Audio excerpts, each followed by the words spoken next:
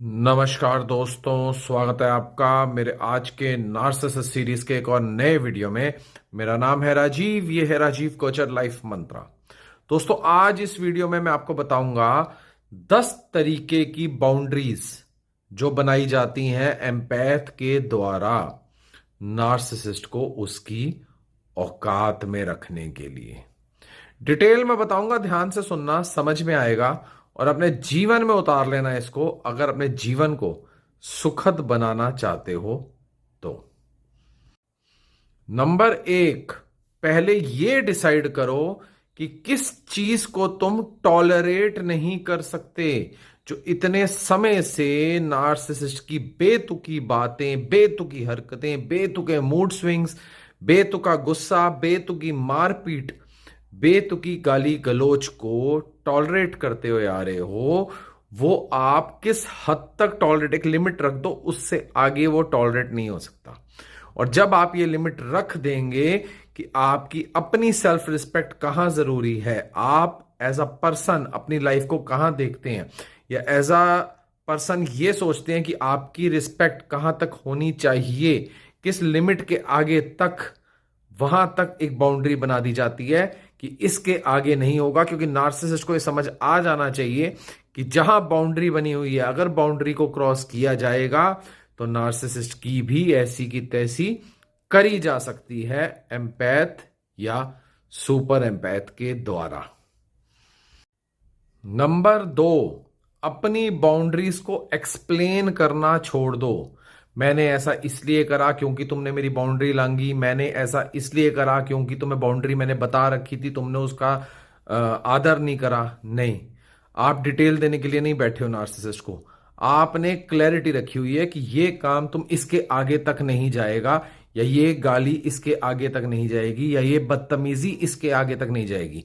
और अगर नार्सिसिस्ट को लांघता है तो जो उसके आगे जिस तरीके का उसका समझ लो जो नतीजा होगा, उसके लिए नार्सिसिस्ट ही जिम्मेदार होगा। और वो नतीजा होने के बाद में आपकी कोई ड्यूटी नहीं लग रही कि आप नार्सिसिस्ट को बैठ के बताओ कि मैंने ऐसा क्यों करा।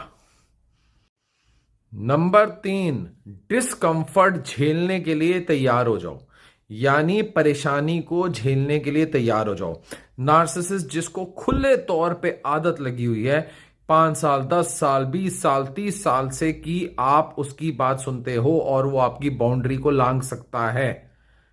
जब आप अपनी बाउंड्री को स्ट्रिक्ट तरीके से बनाओगे तो नार्सिसिस्ट रेजिस्ट करेगा, लड़ाई करेगा, गाली गलौज करेगा, परेशानी होगी, डिस्कंफर्ट होगा।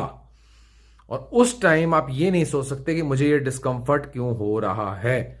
और अगर उस डिस्कंफर्ट की सीमा को आप लांघ जाओ as empath, as super empath, तो नार्सिसिस्ट पीछे हटेगा ही हटेगा। नंबर 4, ना बोलना, यानी नो बोलना सीख लो। जितना ज्यादा नो बोलोगे, हर छोटी बात पे अगर नो बोलोगे, हर बात, जिस बात को, बेतुकी बात को माना करते थे उस पे नो बोलोगे, हर बेतुकी फरमाइश को नो बोलोगे, तो नार्सिसिस्ट के सामने आपकी बाउंड्री उतनी ही पक्की होती चली जाएगी। नंबर 5, बातें बहुत हो गई, वार्निंग्स बहुत दे दी, अब नतीजा दिखाओ नार्सिसिस्ट को।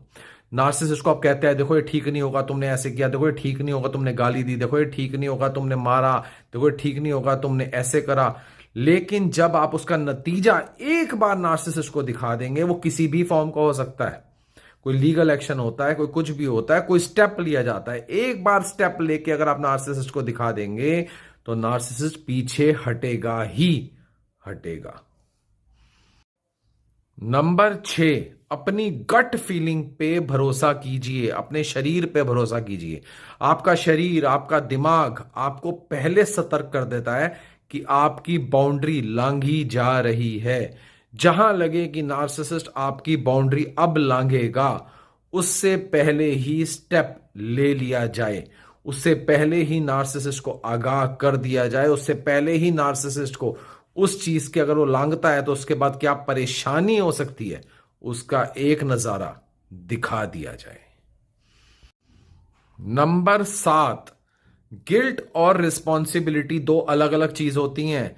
आपने जो कभी नहीं करा, अगर आपने करा तो आप उसको गिल्ट समझ लेते हैं, नहीं, उसको अपनी रिस्पॉन्सिबिलिटी समझें। जो आपकी लड़ाई नार्सिसिस्ट से पहले नहीं हुई थी, जो आपकी बहस नार्सिसिस्ट से पहले नहीं हुई थी, जिस तरीके से आपने नार्सिसिस्ट को काउंटर पहले नहीं करा था, अगर आज आप कर रहे हैं तो उसका मतलब यह नहीं है कि आप अपने अंदर गिल्ट पालें। आप उसको अपनी रिस्पॉन्सिबिलिटी समझें। अपनी अच्छी लाइफ जीने के लिए आपको खुद ही स्टेप लेने होते हैं। अपने आप को स्ट्रांग बनाने के लिए, नार्सिसिस्ट की आंखों में आंखें डालकर अपने आप को देखने के लिए, और अपनी बात एक डंके की चोट पे मनवाने के लिए। नंबर 8, अपनी पर्सनल नीड्स पे नेगोशिएशन बंद करें। जब आपको यह पता है कि आपके घर में इस तरीके की सुख समृद्धि, देखो घर में गुर्बत है तो सबके लिए, आपके लिए है तो नार्सिसिस्ट के लिए भी है, हर एक इंसान जो घर में है सबके लिए गुर्बत है। अगर सिर्फ गुर्बत अकेले आपके खुद के लिए है, आपकी बेसिक नीड्स के लिए है, तो उसके लिए लड़ो, उसके लिए आगे पढ़ो, उसके पीछे बहस करो, जो मर्जी करो, अपनी बेसिक नीड्स को पूरा करवाओ। क्योंकि अगर आप अपनी उस पर नेगोशिएट ही करते जाएंगे, कॉम्प्रोमाइज ही करते जाएंगे, नार्सिसिस्ट का कुछ नहीं जाएगा।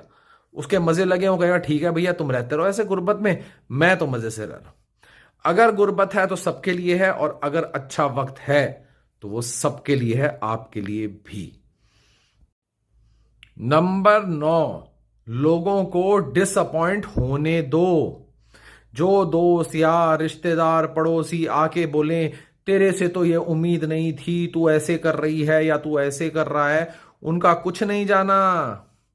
वो यहां से खा पी के पकोड़े चाय खा के वापस घर को निकल लेंगे, और बाद में मार गाली गलोच ऐसी की तैसी आप करवा रहे होगे आप। तो अपने हक के लिए लड़ो और अपनी बाउंड्रीज क्रिएट करो। नंबर 10, नार्सिसिस्ट की गुड बुक्स में आने से अच्छा है आपको शांति मिले। समझ रहे हैं इस बात को? यानी अपने आप को उसके सामने अच्छा दिखाने के लिए कि मैं तेरी कितनी परवाह कर रही हूं, मैं तेरी कितनी सेवा कर रही हूं, जो तो कहेगा वो मैं करूंगी, ये सब ड्रामे करने से अच्छा है अपने लिए पीस को चुनो। और पीस कभी भी पीस से नहीं आती, पीस हमेशा संघर्ष से आती है, दृढ़ निश्चय से आती है, ताकत से आती है, अपनी सेल्फ उससे मतलब आपका जो सेल्फ कॉन्फिडेंस होता है उससे आती है। तो पहले पीस को लाओ और अपनी जिंदगी और अपने बच्चों की जिंदगी को बेटर बनाओ। ये तो थे कॉमन टॉपिक सबके लिए, मासेस के लिए, सबके लिए, सब देख सकते हैं, सब समझ सकते हैं। पर आपके अपनी पर्सनलाइज्ड वे में लाइफ में नार्सिसिस्ट किस तरीके से तंग कर रहा है, किस तरीके से परेशान कर रहा है, किस तरीके से दुखी कर रहा है, जानने के लिए, पहचानने के लिए, समझने के लिए नीचे दिए नंबर पे व्हाट्सएप करो, मेरे साथ 1 घंटा बात करो। ये बात ऑनलाइन फेस टू फेस होगी, और ये मीटिंग फ्री नहीं होगी, ये पेड मीटिंग होगी। तो जो सीरियसली मुझसे बात करना चाहते हैं वो आए और मुझसे बात करें।